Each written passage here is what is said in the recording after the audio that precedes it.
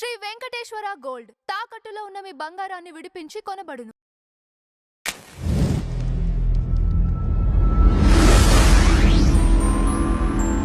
Sir, ఈ August నెలలో మన టాలీవుడ్లో రిలీజ్ అయ్యే మూవీస్ని భారీ పోటీ ఉందని 1000 కోట్ల మార్కెట్ జరుగుతుంది ఈ ఆగస్ట్ నెలలోనని ప్రచారం జరుగుతుంది.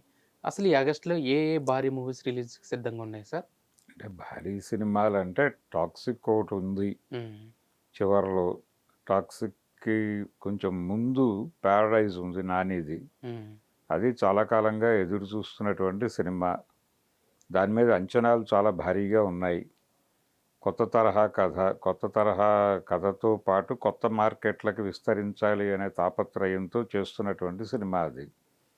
అలాగే టాక్సిక్ మీద రకరకాల కథనాలు ఇప్పటికే నడుస్తున్నాయి. ఆ డైరెక్టర్ గారు గీతూ మోహన్ దాస్ మీద కూడా అనేక పద్ధతుల్లో, అంటే ఆవిడ యాక్షన్ సినిమా చేయటము, దానిలో కొంత మోతాదును మించిన శృంగారం ఉంది అనేటువంటి ఒక చర్చ.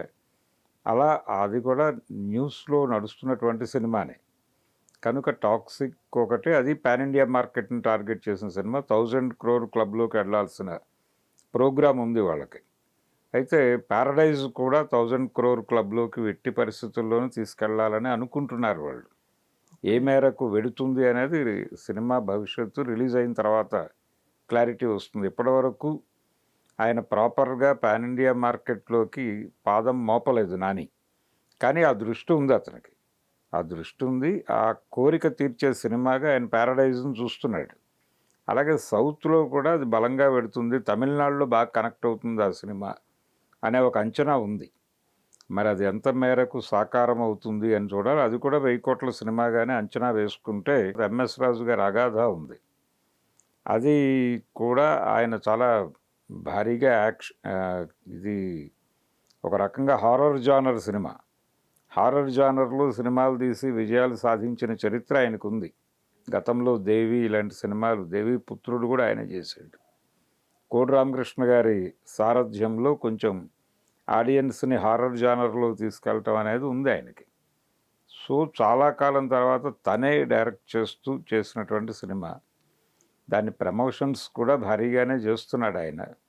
పాత రోజులు అంటే పాత ఇమేజ్ తిరిగి సంపాదించుకోవటం కోసం సుమంత్ ఆర్ట్స్ అనే బ్యానర్కి ఆ రోజుల్లో గుర్తింపు ఉంది. హనీరాజు డెఫినెట్గా ప్రతి హీరోకి హిట్ ఇచ్చినటువంటి ప్రొడ్యూసర్ ఆయన. ఆయన ఇప్పుడు తను డైరెక్టర్గా మళ్ళీ తన బ్యానర్కి ఒక హిట్ సినిమా ఇవ్వటం కోసం కష్టపడుతున్నాడు. అది కూడా కొంత ఎక్స్పెక్టేషన్స్ ఉన్నాయి, కానీ రిలీజ్ అయితే కానీ చెప్పలేని పరిస్థితి. ఇలా